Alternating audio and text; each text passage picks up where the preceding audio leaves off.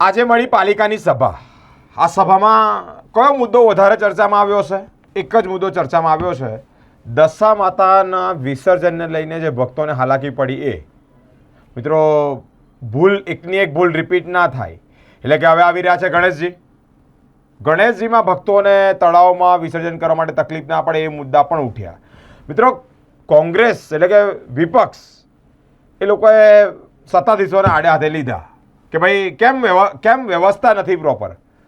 ખબર નથી હોતી કે દર વખતે દશા માતા, ગણેશજી, અલગ અલગ તહેવારો આવે, ભક્તોની ભીડ થાય, ભીડના લીધે તકલીફ થાય, તકલીફના લીધે શ્રદ્ધાને ઠેસ પહોંચે, પોતાના ધર્મને ની લાગણી દુભાય, એવા દ્રશ્યો હોય.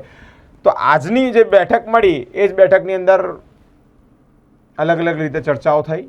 ગણેશજીમાં હવે જે આવનાર સમય છે, આવનાર તહેવાર છે ગણેશજીનો ઉત્સવ.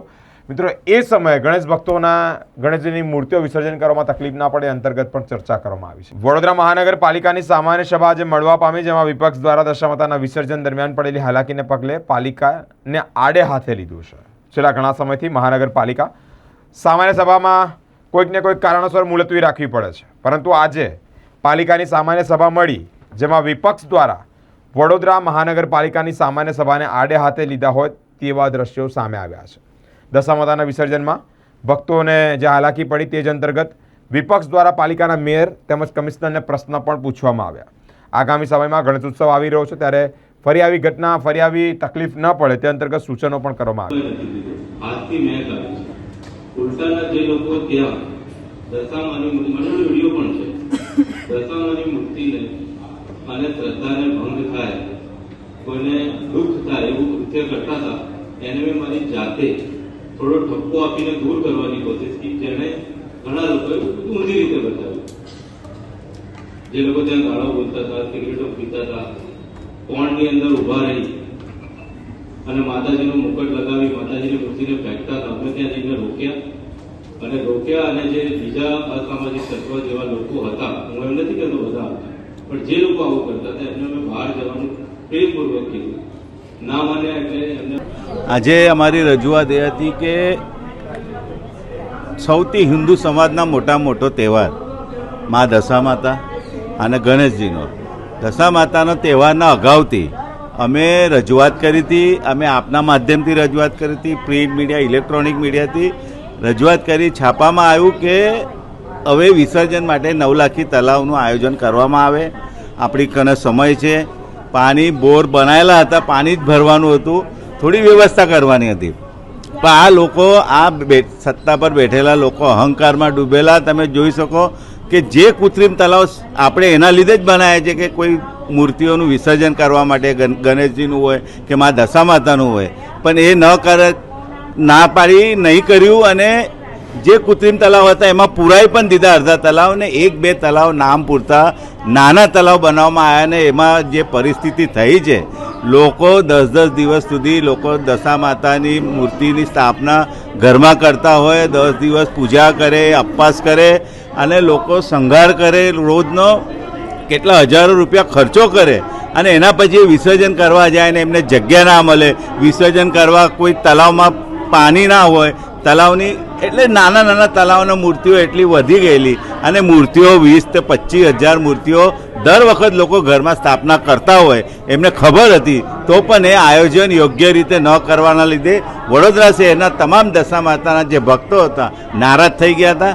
એટલે આજે એ રજૂઆત અમે કરી કે આપના ભૂલના લીધે ફરી આવી કોઈ ભૂલ વડોદરા શહેરમાં કોઈ પણ હિન્દુ સમાજનો હોય કે કોઈના પણ તહેવાર હોય એમાં ભૂલ ના થવી જોઈએ, એવી આજે અમે રજૂઆત કરી.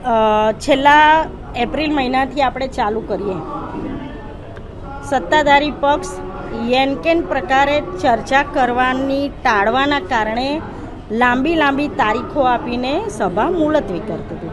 આજે પ્રણાલિકા છે કે ભાઈ ચાલુ કોઈ કોર્પોરેટર, પૂર્વ કોર્પોરેટર, મંત્રીશ્રી, મુખ્યમંત્રીશ્રી ના જ્યારે દેહાંત થાય ત્યારે આપણે એમને શોકગ્રસ્ત સભા જાહેર કરતા હોય, પણ તમારી મનસા જો સાચી હોય તો તમે બીજા જ દાડે મિટિંગ બોલાવી શકો. એટલે આજે અમને બોલવાની મોકો મળ્યો છેલ્લા 2 મહિના પછી. વિષય વડોદરા શહેરના હિન્દુ સમાજની લાગણી દુભાયેલાનો હતો. અમારી પણ ખૂબ લાગણી દુભાઈ છે. સત્તા પર બેઠેલા લોકો જે હિન્દુના નામે મત માંગતા હોય એમના રાજમાં દશામાની મૂર્તિઓના વિસર્જનમાં લોકોએ રજળપાટ કર્યા, લોકોને અહીંયાથી ત્યાં મોકલ્યા.